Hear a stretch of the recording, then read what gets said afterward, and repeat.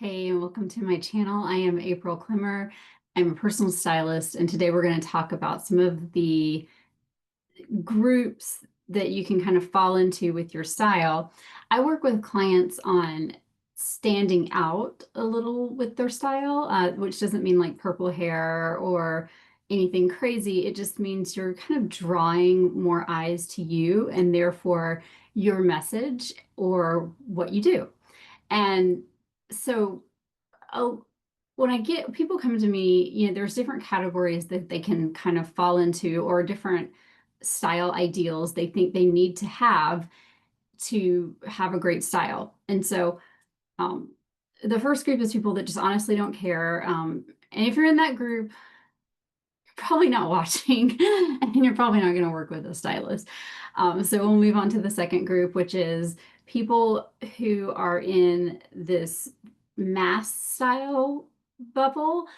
And this is where all of your clothes, all of your accessories, everything are from mostly big name accessible brands. So you have your Gap, your H&M, your Zara, your department store brands, your mall brands like Loft, and Taylor. And while there's nothing wrong with those brands, that is what a majority of people are wearing. So if you dress around those, you tend to look like everybody else and sort of blend in a little more. Then we can jump to the high-end designer, and usually people that want to do that, that is what people within their sphere are doing, people within, the office they work at or the industry they work in. And what they're wanting to do is with this is sort of signal like, hey, I belong with this group of people who value these things, and this is kind of the tribe I'm a part of. And if you can afford designer style, I love designer style. It's usually really interesting and unique. And the problem that we get into here with a lot of people that I style is people's versions of wearing designer style are going to be what you can afford on the real, or it's, you're putting all your money into like one specific bag or thing. So nothing else in your style is aligned with that. So for that reason, unless you can really go all in, I don't recommend using designer as a style strategy, just because people that play in that arena, like they know. So don't try to even get dupes or lookalikes or anything like that, because the people that can afford that stuff, like they know the quality, they know all the little tells that what you have isn't real, and then you just look like you're not confident and you're trying to keep up with people instead of just happy with who you are.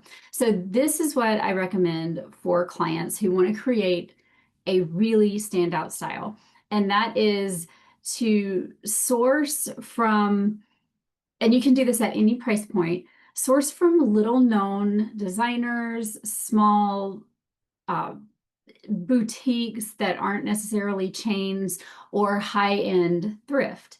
And those are really great opportunities for you to find these unique, one-of-a-kind pieces.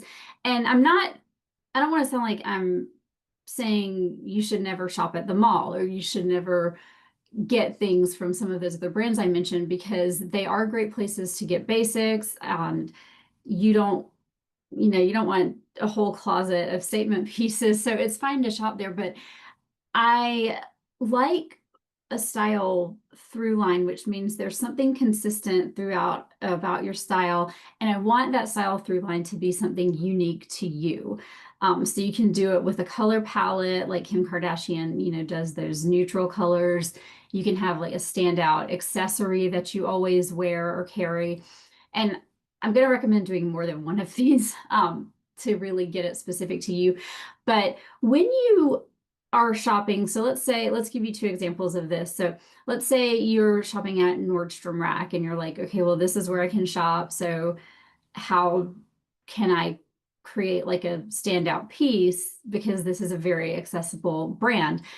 And so let's say you're going in to buy a handbag. What I would say is don't go into Nordstrom Rack and buy like a Kate Spade bag, because We all know how much they cost. We also know that they are widely available at places like Nordstrom Rack for half the price, and everybody's doing it. So, but if you're wanting this more standout style, go in the handbag section and eliminate anything with lots of logos or things like that, and just take a moment and see what visually is attractive to you. What are interesting shapes? What are colors that you're drawn to? Interesting design details. So things like that.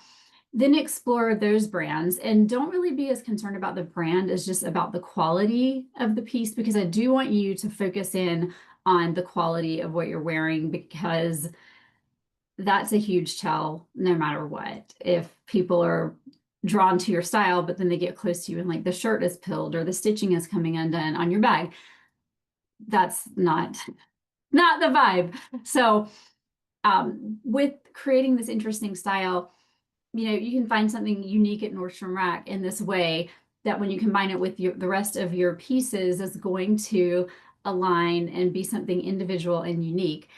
Same thing for shopping at little interesting boutiques that are around your area and high-end vintage. And the reason that I say high-end is just because I don't want you to like go in a Goodwill and drive yourself crazy trying to find a designer blazer. It's just an easier experience to shop high-end vintage. Usually the clothes are in better shape.